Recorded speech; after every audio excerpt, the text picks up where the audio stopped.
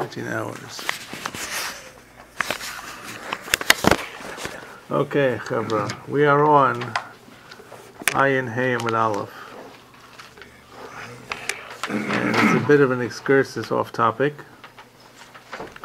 And Ayin Hey Amud Aleph. And I just remind us that last we were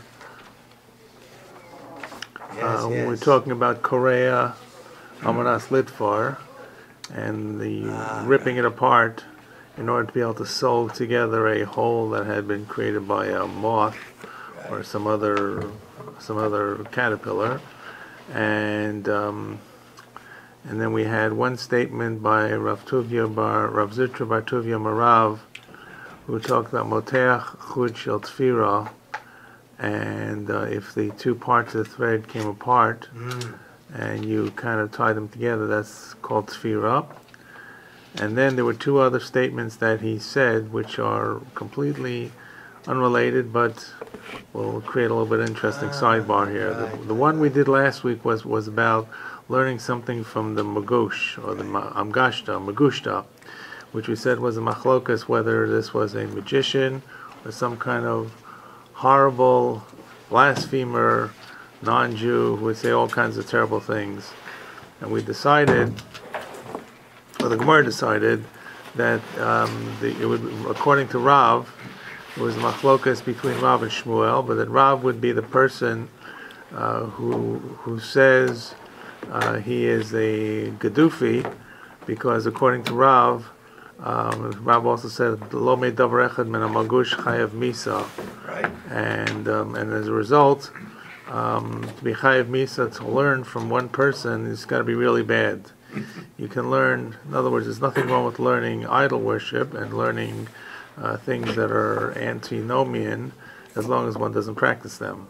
One can be surely well-rounded, and that's actually a significant value statement.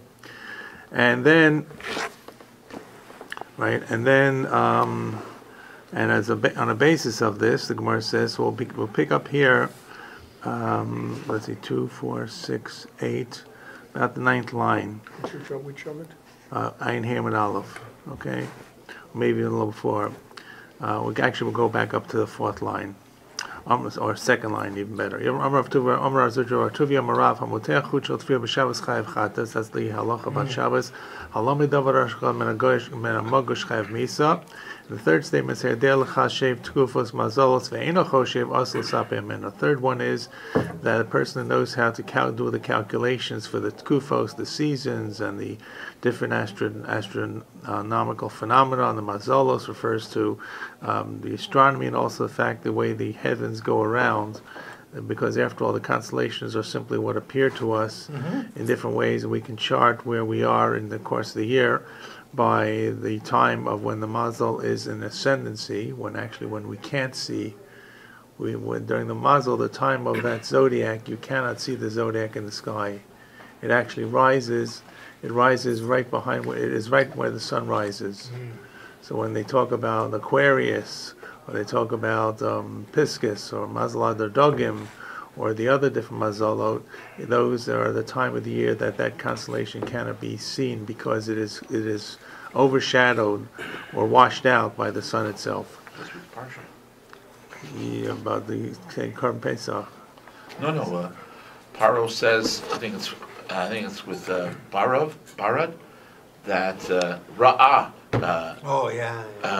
And the Midrash says. The Midrash says that Ra'ah is a muzzle called Ra'ah, I guess. Right, that's right.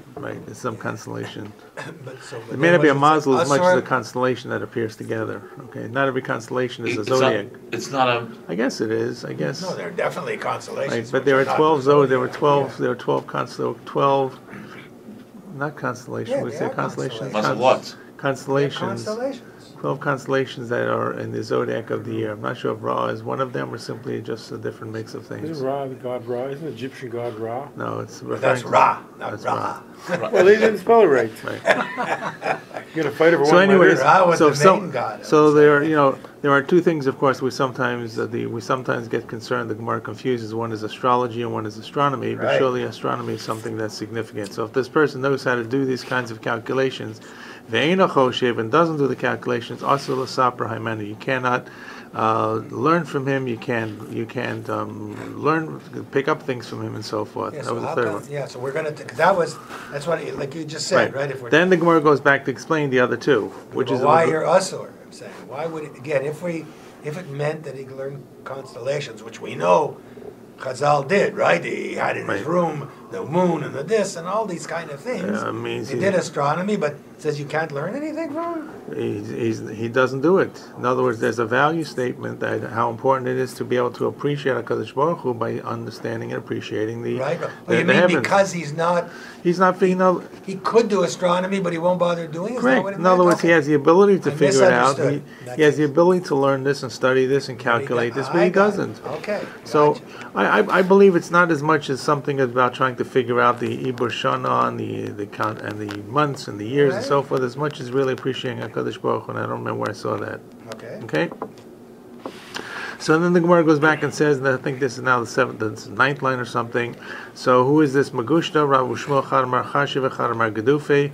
So Tastaim, the Rav Domar Gedufi. Let's prove that Rav says this Gedufi, this blaspheming kind of guy. Rav Zucha, Rav Tuba, Rav Halomi Davarechem and Amogosh Chayev Misa.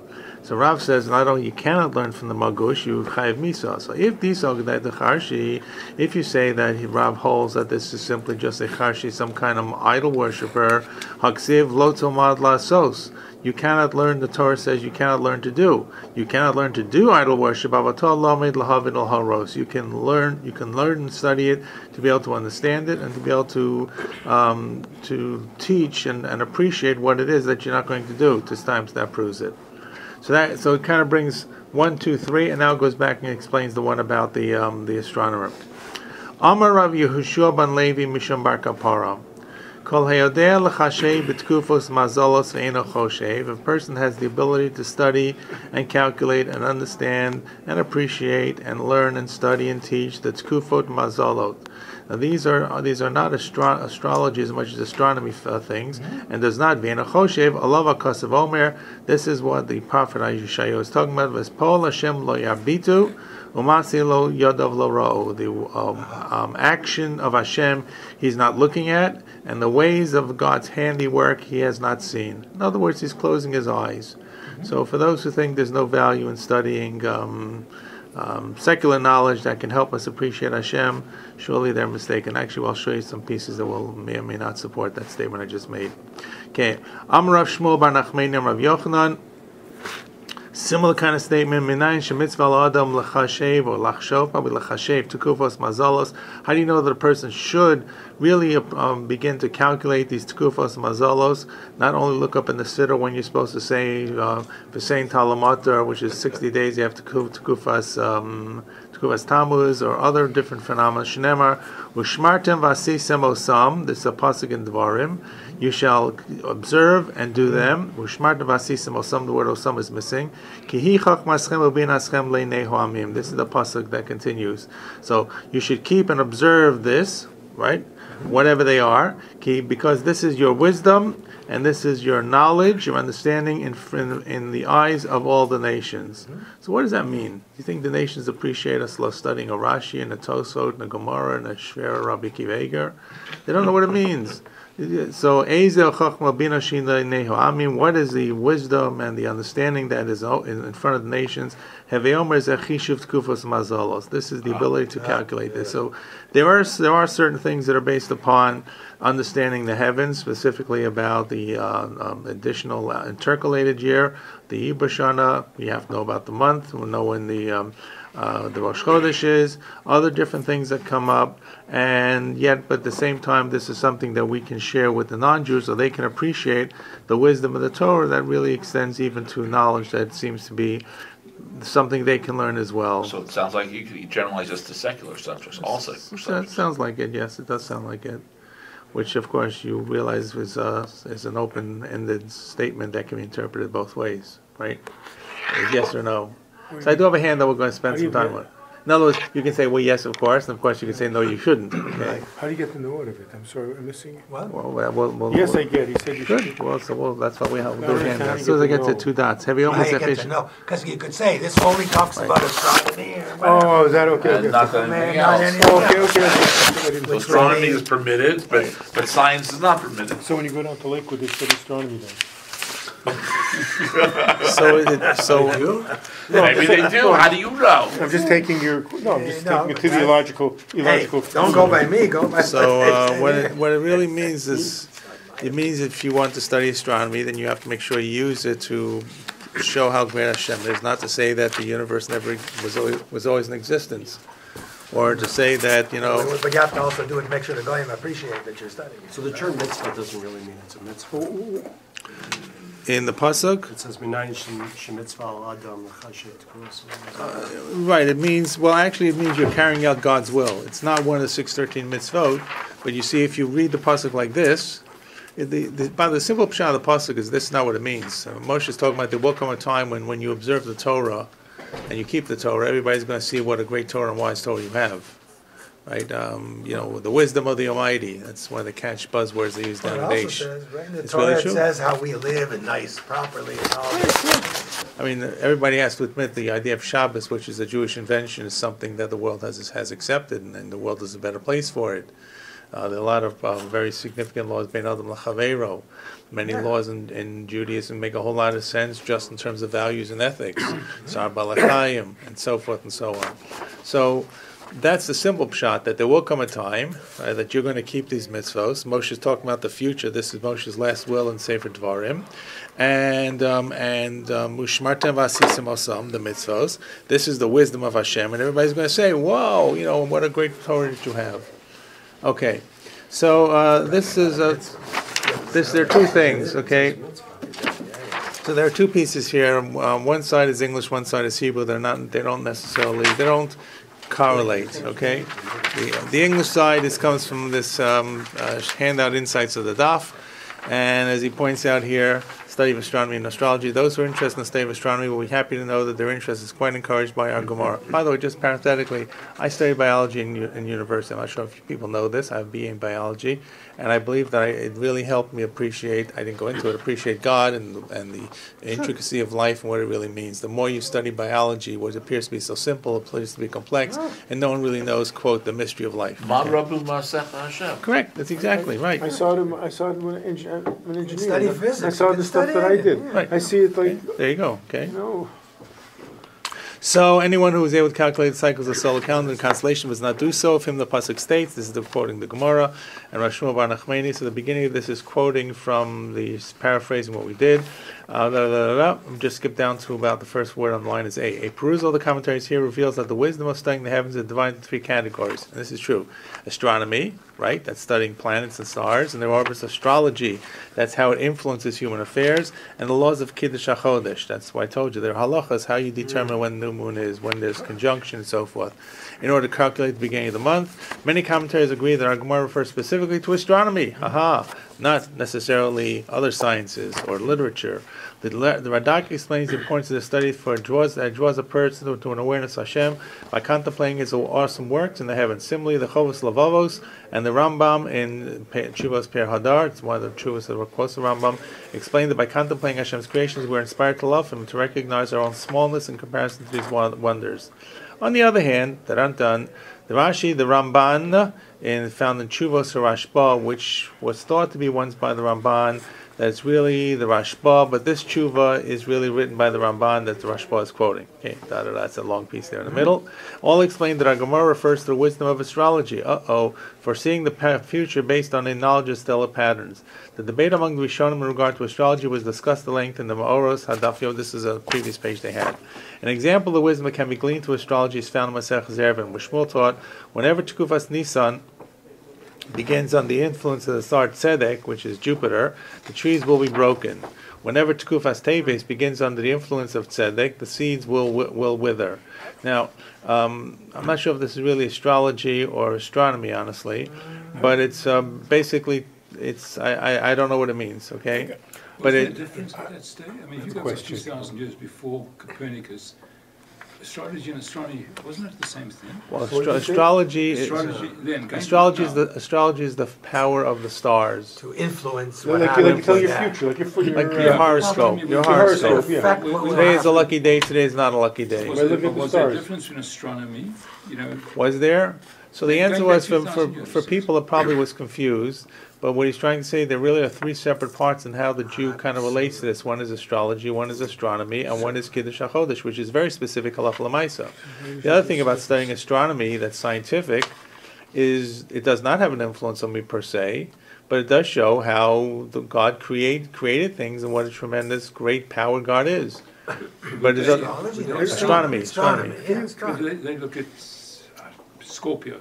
They didn't see it as, did they see it, oh, hang on a second, that's just an image of patterns of stars Right. that we happen to put together. They said, well, that is astronomy. We are studying the position of stars. So, Can I ask a They question? would have been in a plane. They wouldn't have known that there were billions of light years. so that the importance is not that they're billions of light years away and they don't know that. The importance of astrology is that you're doing something when this constellation is in ascendancy, Right. it will have this constellation will affect how you do things. For example, the Gemara says, and the Gemara does use astrology in a number of places. A person who's born under the power of Mars, okay? Yeah. So, Dam. Now, you can change that, of course, because you have free will. You can either become a murderer, you can become a moil or a sheikhet. Or David Amelech. Can I, Right. I don't get this because astronomy, the cycles of the stars and the planets, whatever, it's a known fact. It is a known. It's a And known- they knew it too. It's a known They- fact, but and they whatever knew it. equations or whatever. And right? they knew it. So how do you get from this known fact thing to say, oh, I can tell your horoscope or I can tell How your, do people get it? I can tell you how people how get do it. you make the logic? You know what I'm saying? Like on the 1st of March or whatever, this star is here, this star is here, whatever it is, Yeah, yeah. and on the middle of March it's different. Sure. So how do you get to that? Like you can plot it out. Today you have computer programs. You can plot it out for the next 20 million, 20 Even years. before computers. Right. So- So how do they get? So how let do they me get that to the so, model? and I'll tell you how they got to it, and I'll go on a limb here a little bit. Chazal in many medrashim seem to feel that stars, which we know are completely inanimate and are simply balls of gas, had some kind of I won't say human, but physical attributes that had an influence. And if you don't believe me, then read in the Shabbos davening, Kel Adonai Kol Hamasim. All the stars are praising God, and they're Absolutely. doing this, and No, I have no problem with that. Read it. It talks Yeah, about read the it. powers that stars have. But you don't take So- it. But you I don't take know. it literally. That's the I thing. have You no didn't. problem. God made the stars. The stars are His hosts, His army, and they praise They Him. thought they had an And I have no influence. problem with that. But I don't You don't have a understand. problem with it because you don't think they actually. No, I in don't a understand. sense, Like praise a them. baby is born in Mars, whatever, Yeah. the Mars Yeah. or astronomy, whatever it is. Whatever. And then you say, well, he's got a muzzle. He's going to be, So- That's what they thought. Right. You're born under the influence of Mars. You're going to Yeah. be bloodthirsty somehow. Let me say this. If you're born in March as opposed to November, let's just talk about the season. Yeah, You yeah. think that could have any influence on your life? I'm sure it has some influence. Well, You're no, it born in the doesn't. winter, in the That's- summer. No, I'm but sure. but if you think that, and it's possible, I suppose I'm that sure it it could, does. then certain stars would be, certain constellations would be there in March, which wouldn't be there in November. So they probably drew. Conclusion You know from what I'm that. saying? That's Okay, my guess. okay, I sort don't of, know, I right? just- You get I just an don't A see how they star, then make- you get, Right. I just don't see how they make the leap. That's How all. they They make did the think leap. that They Mars, made the because leap. Mars was red. They could see it was red. No, I understand. But I'm saying. So they So thought they did not have an understanding of molecular genetics. They don't know what genes are. They don't know what really influences you. We all are a mix Oh. of nature and nurture. So you're So saying. therefore, what separates one person from another? There's a complex, not just your environment, because you are a product of your environment, but certain celestial influence as well. That's what people believe. That's what they believe. Okay. Right? That's actually what In people fact, the believe. Chazal believed it. Right. Avodas Kochavim. Avodas Kochavim is called Avodas Kochavim because people worship stars. Why did they worship Because stars? they believe they influence them. Correct. Because actually, the original, if you read the way we understand it, is first they believed in God, then they believed in stars as representative of God, then they forgot about God and just worshipped the stars. But they believed that stars had a certain amount of power. Okay. To have that power means you're not just simply an inanimate pile of gas that's spinning around, that's coming apart. It means that you have some kind of thing. That's what astrology is. Yeah, I understand. Yeah. Look at this- Jonathan? People still believe is it a system today. I of mean, 10, why do you have to go 10 back? power, 24 elements, or 10 power, 60 atoms and molecules. Okay. Do you agree that any molecule, any matter has an influence on any matter? Okay. So now, take an example. If you take, it's written in the Midrash that how did the Kadosh Baruch Hu do the Mabul? He moved one star in the constellation of Cancer. Now, you know that every system is in balance. Balance, yeah, okay. So now you modify one parameter little, everything explodes. This is what we call the chaotic effect of deterministic systems. Actually, everything, every balance is a result of differential equations with many parameters.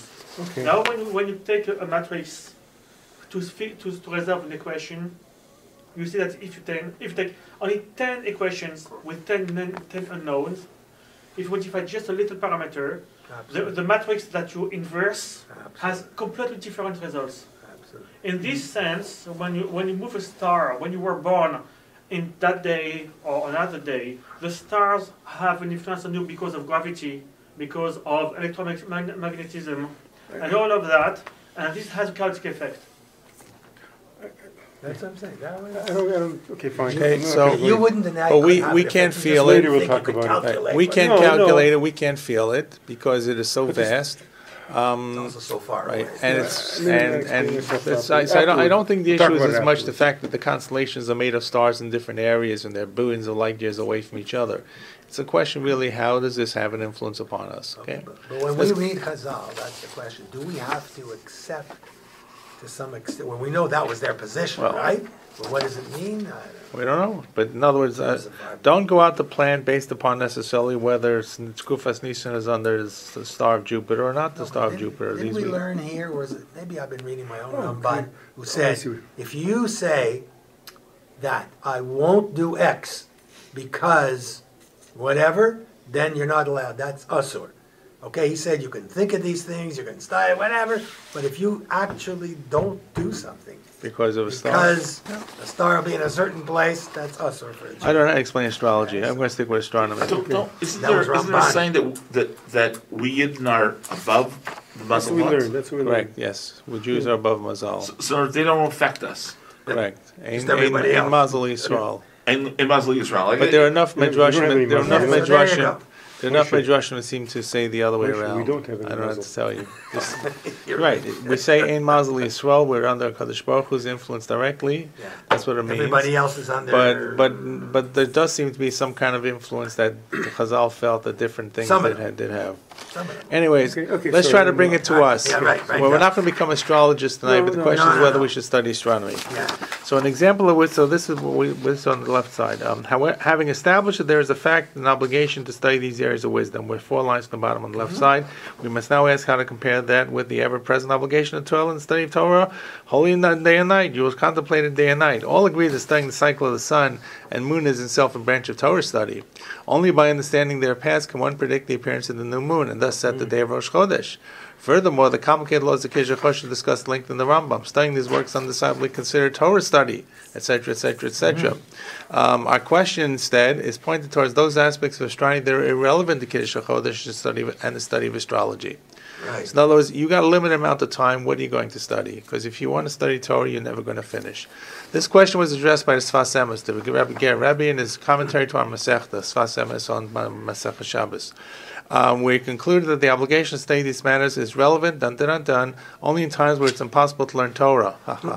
Like when you go to the bathroom, of course. Sfas Emes' son-in-law, Rav Y.M. Bitterman, I don't know who this is, brings a source for his conclusion from the Medrash, which says, Torah is not to be found among the astrologers whose occupation in the heavens. This is in the Medrash, I should say.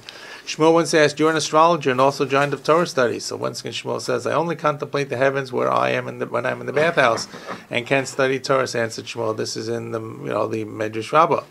Alternatively, so therefore, when should you study astronomy? When you cannot study the Torah. Alternatively, Sfas Emes suggests perhaps since the study of Torah is a mitzvah, it should be regarded like all other mitzvot. Like it was what we said, we pointed out it says mitzvah here. Although one must devote all his energy studying Torah day and night, he must nevertheless find time to perform this mitzvah as he would any other. Okay? So you got it both ways. One, you shouldn't study, except when you're in the bathhouse, and B, you should study because the mitzvah. The Medrash Cyber of Bitterman, which discourages the study of the stars, seems to contradict our Gemara. The Maharal of Prague explains that we must distinguish between astrology, which is discouraged by the Medrash, and astronomy, which the Gemara encourages. Brings us what we said before. By studying the orbits of stars and constellations, we begin to recognize the greatness of the Creator. The Maharal concludes by writing, man is obligated to engage in any study that helps him understand the essence of the world, in order to recognize his Creator. However, he should not study those topics under a disreputable teacher who will teach him that the world, has no connection to the Almighty. In regards to the opinion of Rashi and the other Rishonim who hold that our Gemara does encourage astrology, the Ramban states an important disclaimer. There is no obligation to study astrology. However, one who is knowledgeable in these matters is obligated to use his skills to reveal future events to the nations of the world. Wow. According to this, there is no contradiction between the Medrash and the Gemara. The Gemara does not mean to encourage the study of astrology. It merely meant to say that one who does have knowledge of the stars should use his knowledge to bring honor to Hashem's name. Many have pointed out that neither the Rambam nor the Shulchan Aruch make any mention of a mitzvah to engage in astronomy or astrology or astronomy. In conclusion, we cite the Shvus Yaakov, who opposes these studies in our era. Who's the Shvus Yaakov? Who's the Shvus Yaakov? Rabbi Yaakov Breish, I think, is the modern posek. I think so. Since we have no authentic Torah tradition on these subjects, any study must necessarily be based upon the questionable traditions of secular scholars. Therefore, one should only pursue those studies as much as necessary to calculate the calendar. So yes, you should study. You should go to Machon Lev, and study Torah and science under a reputable religious tradition, and you shouldn't have to study this with Stephen Hawkins. Okay. But even more than this, do we have to necessarily calculate the calendar? The calendar's so right the answer is yes. You don't have to. Right. You should only know. You only need to know as much as you have to know. Like how much do you know how to drive your car? You know how to push on the gas and press the buttons, and that's it. Exactly. Do you really understand how the motor goes? Some of us do. Some of us do. But you don't have to. You can still get from here to there by just driving the car and taking it into the mechanic. And you basically on the Hebrew side, you really get the same kind of approach or varied approach between whether it's a mitzvah to do, and if you look at the top of on the top of the beginning, quotes the Vilna Gaon, no del miskav. Shrabeinu kvod kacho gon Yisrael Moran Eliyahu means the Gra, the Vilna Gaon, no Choeden, who's dead. Asak harbe gam b'chakira skulos hateva mechkari arts l'shem hasagas chachma Torah l'shem kiddush Hashem b'nei ha'amim l'shem kira v'gula. This is more than just astronomy. He's talking about nature in general. This is the Vilna Gaon, correct? Who had this ability to soak in all kinds of knowledge. Those who want to soak in knowledge will soak in any knowledge and filter it out correctly. Od mitzira so hera neflot b'chol sheva chachmos v'herba levakesh. You want to stay more and more. Gam tziva l'talmidav lilmod kamo shev shah b'sheva chachmot shemech kriyas. I'm not sure what the 7 basic sciences were. I'm sure natural science, astronomical science. Gam b'chdei laharim es chachmas Yisrael api chachmas atar b'nei ha'amim. Al pi ha'katuv, this is what Gemara said, ki hi chachmaschem u'vinaschem l'nei ha'amim uvazeh yeh el yonot Yisrael haruchanit. This will show us how great we are spiritually. Al pi ha'katuv It'll make you great that people will learn this. And he would, I guess, from mouth to ear, he would say to us, what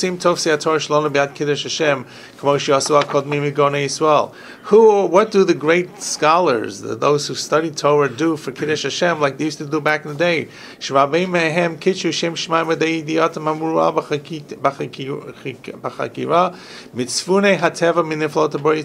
the olden days, they used to know all the great secrets of the Kadosh Baruch Hu. People, the nations of the world, used to really put on a nace, means they put on a pedestal, on a stick, on a rod, on a high level, the ability of the Jewish people. Anshe Sanhedrin, Tanaim, and Oraim, the Sanhedrin who knew all kinds of wisdom, and the Tanaim and Oraim, Rabbeinu Rambam Balei Tosfos Yontav Yod, and even the Rambam in the later generations, in Tosfos Yontav Yom Lip and Heller, Asher Hirbu L'Kadesh Shem Shemaim B'nei Goyim Aidei Chachmatam B'Mechkarei Arts. This is from Rabbi Hillel Mishklav and Kol Hator, who is probably better known for Rabbi Hillel Mishklav is one of the important Talmidim of the Vilna Gaon. He was one of the group that actually went to Eretz Yisrael, and Kol HaTorah is about the rebirthing of Israel to bring Mashiach. So if you are looking to read a proto-Zionistic text about how you bring Mashiach closer by going and develop Israel, Kol HaTorah would be one of the books you probably would want to read. So just as we understand, he is surely a great scholar of the Vilna Gaon, but we probably say, I want to be careful how I say this, a little more open-minded, broad-minded, because not every Talmud of the Vilna Gaon. The Vilna Gaon sent his Talmud in Eretz Yisrael to actually do that. Okay, so that's one. And on the other hand, you have a little bit of a different perspective from the next piece in the middle, Misholech B'derech HaTorah. This is from the Chachma Musa. This Chachma Musa is by the Alter from Kelm, Rav Simcha Zisel Ziv, who is known as the Saba Mikelm or the Alta Mikelm, one of the great Musar greats.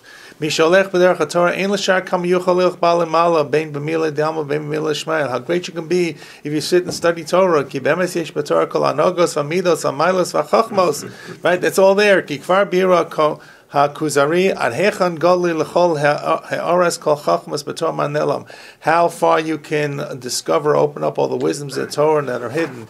Vein kavasni, vein kavanasi pola va'erzo. I'm not going to tell you. Vein kamakamo. Muvorat leno harbe tila aval kavanati levayra pasuk bevet chanan ushmartem vasitem ki chachmatchem v'yinatchem l'neto amim. This is the pasuk Gemara quotes. Hikshesi atu b'shvil amim yesh l'shmo v'lasod the Torah. Is that we're supposed to study the Torah because of the nations? Hello b'shvil kadosh baruch hu yesh l'shmo v'lasod. I mean, what are we concerned about the nation? We study Torah because God gave us the Torah. I mean, this is your traditional approach. Study Torah because that's all you got to do. To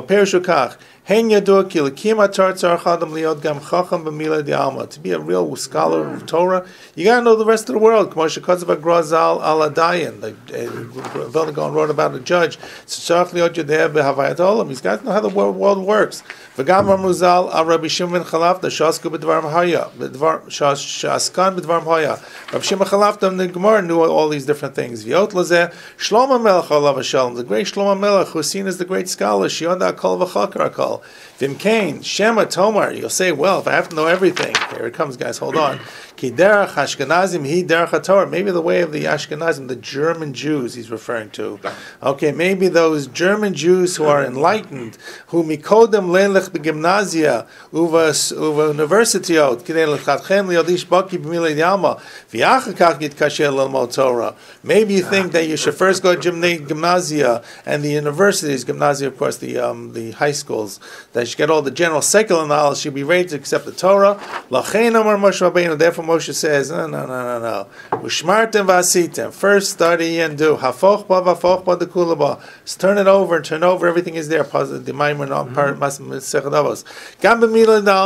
the rays of the world is there. L'schakim liot ish b'derech eretz. Gam kein timtzaba. You're going to find that there as well. And zehu ushmartem v'asitem. This is what you'll keep and do. V'zeh yovietchem ladat gam chochmas amim. If you study Torah, you'll be a great scholar even in general studies, even in secular studies. Liot chacham zulat chachma Torah, gam b'chachmas amim. Even in the chachmas amim, in the gymnasium, in the universitot. Kihi chachmaschem v'vinaschem gam leinei amim. Asher heim lomdim b'vatei sefer shalhem. If you study Torah, you'll study that. You'll know Torah. You'll know all the secular studies. You'll know everything, and you'll show them who are studying in their schools. V'yatem tchitchakem b'hem in Torah. You'll learn the wisdom and the knowledge from the Torah. Shemuvar kein Ramban al pasuk Breshit Yavayin Sham. Okay, and so forth and so on. So that's the second piece that is there.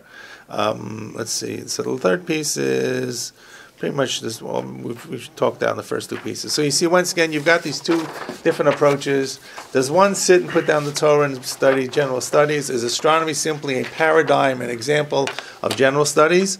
Or is astronomy really about, well, you got to know how to when the Rosh Chodesh is and so forth? Or if you have that natiyah, that ability to be a great person in astronomy, you shouldn't hold it back to yourself. You should be the point person for Chazal in their Sanhedrin.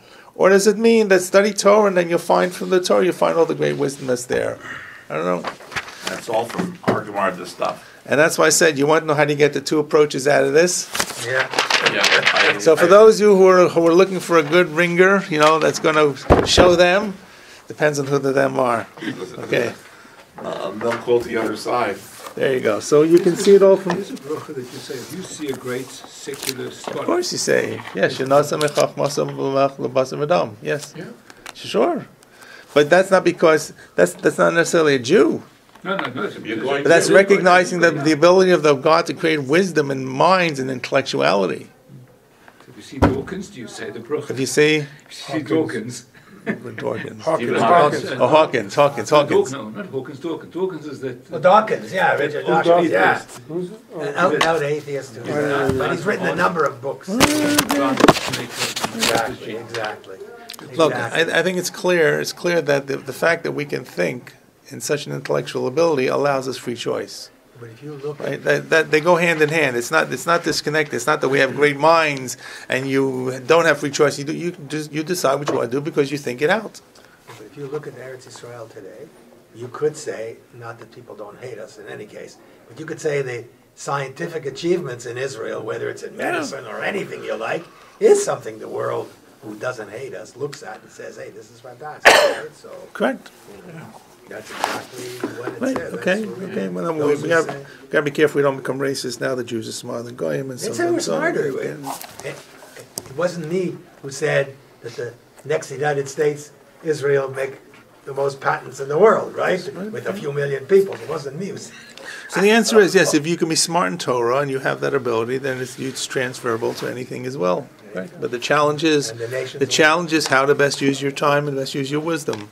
Look, the truth is, a number of these yeshivos have, like for example, Naisville in Baltimore has this kind of relationship with John Hopkins, so that the kids who study get credit as well. So it's pretty clear that the universities recognize that wisdom can be trained in different subjects, and the kid who can sit and study Gemara 12 hours a day has got the ability to transfer that wisdom into whatever subject they're going to go into, whether it's technology or science or law or whatever it is.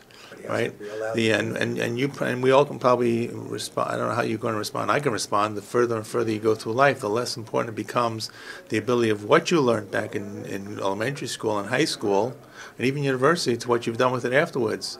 And high school and school today is probably more important to teach people how to think than it's teach them certain disciplines. Which will probably be overridden by whatever knowledge and that we learned in the next 10 years anyway. And the jobs you train for will probably maybe extinct. But if you can think your way through and job X, you can probably think your way through job Y and Z too. So anyway, so there you go. So that's an excursus that kind of was a little more enjoyable, and it is off topic, but it did bring us back to it. Okay. So having said that, we're going to move into our next malacha, which is tzad tzvi. Okay, this is in the middle of Ayin Hamad Aleph. Okay, Certainly not applicable today, right? tzad tzvi. Sure, it is. It's actually very applicable today. Which one is it? Tzad tzvi, which is trapping. It's so applicable today. It's probably one of the most applicable laws that apply. Ants. Yes, because Which number is it in? right. 25. Trapping means you have to trap an animal that is it's running free, and you have to reduce its ability to be mobile. So it surely can apply to anything that you close the door behind. Or let's say, for example, here's a good example: if you are in the summertime, you are taking out the garbage, or the garbage can is open, and you close the garbage can, you got flies in the garbage can. That is tzad tzvi. Flies in the garbage can may be very happy. They're probably happier than a pig in a poke, right? But you still have entrapped them. Now, on the other hand, if you close the door behind you and you close a fly in, that's not entrapping a fly. The fly does not feel really... Fly does feel a little strange. You can't get out of your house. But you can still fly happily ever after. Okay? So tzad tzvi does have some application in terms of that. And so forth. Okay, so tzad tzvi, why did they have to do trapping in the days of the Mishkan? What was this all about? They had to trap skins. They had to trap for the skins, and specifically the tzchashim, which were these multicolored types of animals that Sansino says were seals, but really, of course, could not be seals. Some kind of animals that you couldn't find afterwards and before, or the other things as well that were skins that they used. They had to trap them and catch them. Well, they can only be found in the midbar, right? At that time. At that time. People have been to the midbar subsequent. No one's ever found tzchashim. And this is like this multicolored kind of animal. Like something like what was that one? My favorite pony, which little kids thing with all kinds of sparkles on it. I don't know what it was. Whatever it was. We don't know what it was. Okay. That's the main thing. It was Maybe used still on there, the top of the Mishkan, right? Yes, correct. But to get built the top of the Mishkan, you have to catch the animal start, and then you have to process the hides and so forth and so on. Right.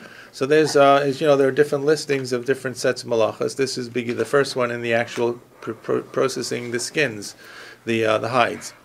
So the Gemara was it a tzvi? But they just added because it was. So a number of these malachas, as we've seen, will use specific examples that are not exactly in the Mishkan. Right. So we had, for example, the baking of the bread as opposed to preparing the spices. So this uses the normal thing that people would normally associate with catching. Right. They did not see tzchashim in the days of the Mishnah, so they referred to tzad tzvi. That's actually real. And actually it's very applicable because if you wanted to have venison, you would have to catch the deer. Right? You couldn't shoot the deer. You had to catch the deer and trap the deer, and then you'd have to shecht it. Sure. Okay? So at tzad tzvi, Tana Rabbana. So the Gemara is not really going to talk about tzad tzvi in this Gemara as much as talk about tzad chalazon, catching the chilazon or chilazon. What is the chilazon? This Murex tranquillus. Murex tranquillus. Okay, and I do have a sheet. Maybe I'll spend some time with that sheet as well. What exactly it is and the history of what this animal is. So the problem with identifying, of course, the chilazon is we don't really have a tradition all the way through what this actually was. But this is one of the few Gemaras that actually talk about it. That tzad chilazon, you are actually trapping the chilazon. Now, the fact that it's a snail does not mean you can't trap it. Right? We don't know what this is. Okay. Well, I'll say I think I do know what it is, but we don't know what veracity what it is. Via pozzo. What's pozzo? Squeeze. Well, Rashi says. What is right? You're reading Rashi in the sense you're reading the Sar Scroll. What did it say? It says squeezes it with his hands to force out its blood. Okay, so Rashi says that this was a kind of fish. Well, and a fish can mean anything, right? Remember, the fish that swallows Jonah is Dag Gadol. Now, people say it's a whale. That's not necessarily wrong. Anything that's a big fish is anything that's big and swims is going to be a fish. Okay, so it doesn't only have to belong to the fish family; it could be a mammal as well. At any rate, but the murex, by the way, doesn't swim, right? Who says it does? It's in the sea. Neither does the lobster, neither does a crab, neither does a lot of other things, and they would be called dogim. They move around. But they actually are going to be. They actually would be qualified as the gay hayam. The reason that a lobster is not kosher is not because it doesn't have split hoofs and fins, and chews its cud, but because it does not have scales and fins. Yeah. Right? In other words, these are not scientific definitions. They're not aquatic mammals versus aquatic fish. Right, but I understand why Rashi thinks it's some sort of a quote-unquote fish. Because you're catching a fish. You're running after catch a fish. I got it. Right, but the murex is not that. But it swims. The murex, no, it does not really swim. It moves around with his foot. Right. No, it does. It actually does not. It's a snail. Pseudopods. It's got more than a foot. It actually has got more than a foot. It's a snail. It's a snail. It's got a snail, which means think of any snail that you can think of with those two eyes sticking out, and it's got a mouth. It's got an antenna. So it like crawls. So it like crawls. It's got the shell it's like anything else. A conch as well. It also does. I think they're called pseudopodia, which means their body is their foot, and they. Well, some of them are, but snails are not that. Well, maybe it is. Okay, the snail has got. You see them move, snail's right? got the move. I guess is based upon the bottom of the snail. Yeah, okay? exactly. Yeah. At any rate, the Murex trunculus is a snail. So I guess the concern that you have, which you're not really enunciating clearly, is you don't have to run around to catch it. You simply put your hand into the water to catch the snail. Correct. But you still have to catch it. You still have to You have to put buckets down there to bring it up to the surface. So that's equivalent to tzad. Tzad means it's out of your range, right? It's out of your range, and the truth is, you're asking a good question because most of the time animals that are trapped and considered trapped on Shabbos have to run quick, right? For example, a newborn animal, you're not going to be over tzad because the animal is not moving. A sick animal that you corral is not going to be tzad because the animal is in your grasp. Right. So, but nonetheless, this is what we know. So Rashi, it's clearly Rashi thinks it's some kind of fish of some kind of sort, some kind of thing swimming around there. Potzo, Rashi says you're squeezing it out. So actually, potzo really means to break through. Yeah. Right. It means to crack through. Right. Okay. One thing is for sure, Rashi never saw chilazon. That's correct. It was. They had no clue. 1,000 years before Rashi is when they last knew about chilazon, what it really was. Yeah. Well, maybe not 1,000 years, maybe 600-700. Okay. Whatever. No, he lived around 1100. Yeah. The last time they knew about it was around the time of the Beit HaMikdash, the second Beit HaMikdash. That's not true. That's not true. They may not be Jewish people who are harvesting.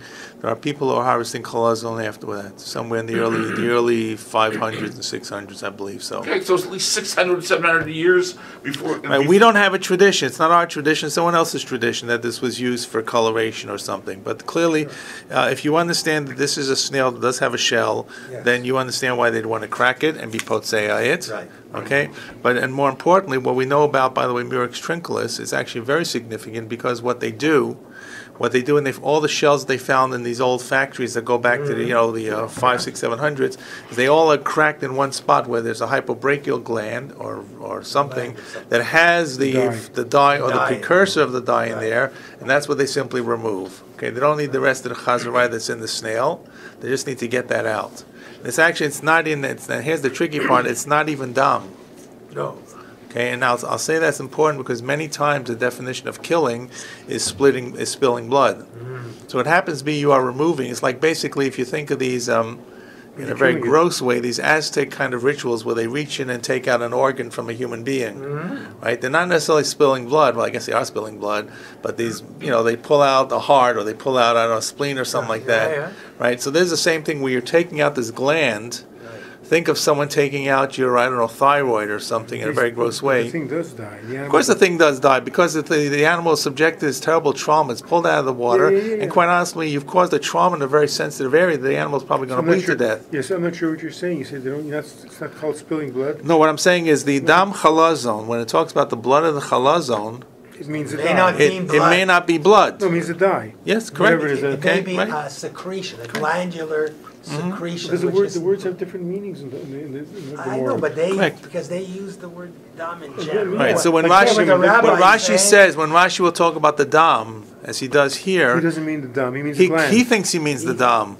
But if you find that it is the Murex trunculus and it's not actually the blood, so then you understand that this is a different kind of body fluid. Dam. And we can all remember there's white blood cells and red blood cells. There are different. There's lymphatic system and there's a circulatory system. Okay. At any rate, why don't we look at the Gemara? Okay, so we can just get an understanding what this is. Then we can try to see. I'm not sure we'll have time to get into the definition of what it is, but if not, we'll do it next week. If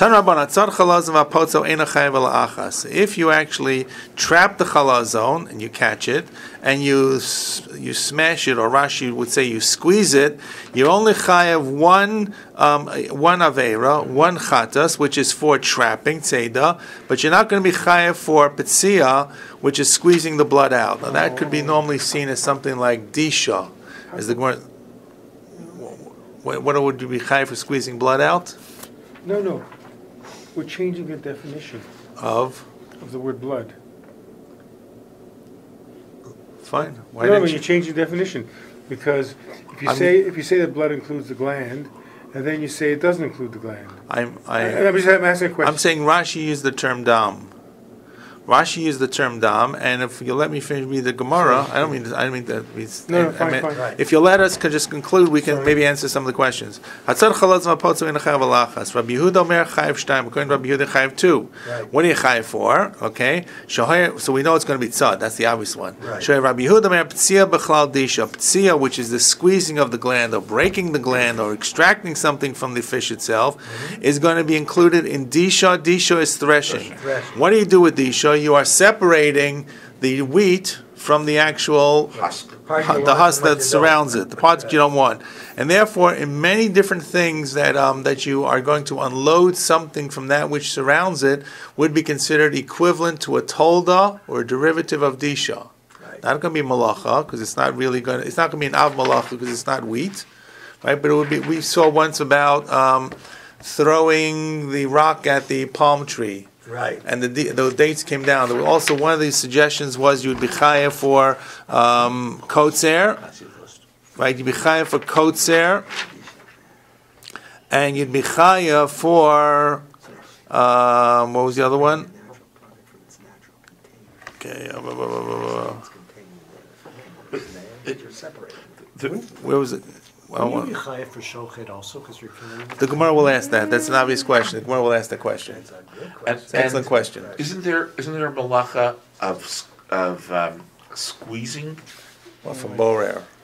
Is that what it's from? Is that what it's from? Right. Right. Like I know you can't squeeze the water out of a. You're squeezing to separate, correct? But it's not squeezing. It's sochet is really a derivative of borer, and right, and borer is going to be a derivative of. Borer is an av. Borer is an av malacha, correct? Right. Borer is an av malacha. So isn't if you really are squeezing as opposed to pulling out or extracting, that's a separate malacha in and of itself. So I believe potso is more of extracting than squeezing, even though Rashi says Rashi uses the term mafarek damo haimenu. Even though the Rashi for potso says shedoko biyadav shietzi damo, you're squeezing with your hands, you're pushing with the hands, the blood should go out. And when it says b'chlal disha, it says shemafarek davro haimenu, you are separating you are causing the blood to be unloaded from the animal. Now it's possible that you could say that it's not really borer because they're separate items. Right. In other words, I'm not squeezing. It's not so much like squeezing the lemon juice out of the lemon, right? It's I'm separating the blood, which is in the capillaries and in the blood vessels, in the eyes of Rashi. That's not necessarily going to be. That's not going to be squeezing. Right, that's going to be more unloading, taking it out of the utensil that's holding it. Because it's separate, correct. It's Rabbi, separate. if you look at the list you gave us, it's beautiful. Yeah. Dash, separating a natural product from its natural container. Yeah, right. So you could argue that the snail is the natural container, and you're separating the product from. That's exactly what Rabbi Yehuda would be saying, that you're separating one from the other. Correct. Separating from its container. You correct. take it out of its container. Right, I'm just wanting to see one thing here.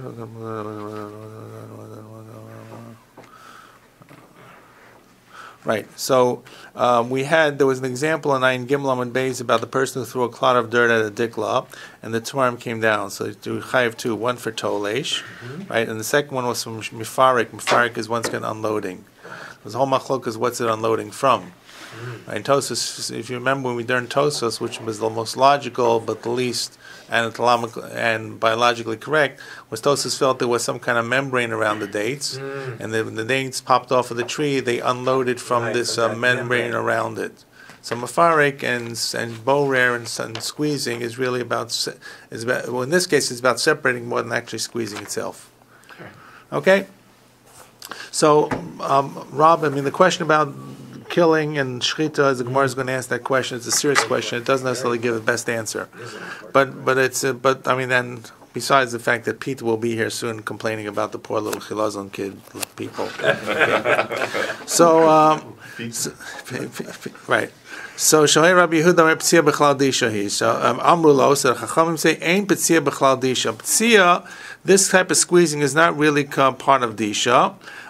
Because it's really not the same kind of thing. Maybe they're two partly together. It's not disha, whatever the Chazal felt, or it's not the derech of disha. May not be the right thing, the normal thing to do in processing and so forth. So Amar Rava, my time with Rabbanan Kasavri, and why? So the Gemara tells us, Kasavri ein disha el gedule karka. That disha can only apply to produce that's growing, not living animals, but gedule karka. So therefore, that's the reason the Rava says why the Chachamim disagree with Rav Yehuda and say you're not chayav for disha. You see, you can do all kinds of bad things and good things and not necessarily be doing a malacha, at least not a Torah level malacha. And even similar things, but they're not. Let's say. Okay, so the Gemara says now here comes the question about the killing. The lachayiv nami mishum netilas neshama. Why aren't you chayav for killing the animal? And by the way, what malacha is netilas neshama? Shchita. Probably shchita. Probably shchita. Okay. That's the next one. Right. So this is a philosophical question too. Does the animal have a neshama? Does the animal have a neshama? It does not mean It does not mean that kind of neshama. It means the animalistic neshama. Every animal has a nefesh behemi. Okay, nefesh behemi. I'm not sure if that's actually true. I'm not quite sure if insects have nefesh behemi. They're alive. They're alive. They're just aware. the life. Yeah, they're okay, I'm not quite sure how Chazal view these little insects, whether they view them in the same way as animals. But clearly, animals and fish or crustaceans, they are big enough to be considered having a nefesh behemi. Okay, it's a physical existence. It's not the same spiritual neshama that you have, and we aspire to develop. I'm Rav Nachman. So what's the answer? So I was just starting again. So I'm Rav Yochanan. Gemara gives two answers. Shapatz o meis. Oh no, it means the animal's dead already. Okay, so I'm not sure what that means. It means maybe you trapped it dead. Out of water until it died. Either that, or you trapped it when it was dead. You trapped it. The animal was dead already. And so how can you be chayav on sad if it's already dead? Well, maybe by the time you potzoed it died on its own. I'm not sure. Okay, I'm not sure. And the Rabbi gives the other answer, which is maybe more honest. Rav Amar filotema shapatzo chai, even if it means that you caught it alive and you smashed it alive, misaseku eitzon l'tzilas neshama. You're really not intending to take away the animal's life. In other words, when I smash open this gland, just wanted that gland. I just want the gland. I don't really care if the animal. I'm not trying to kill the animal. Now, the response that you're all going to say is Psik Reisha, correct. So Gemara is Abai Rav Damar Tavayu Mod Rav Shimon Psik Reisha V'lo Yomus, right? Rav Shimon will say that if it's Psik Reisha, the animal is going to die.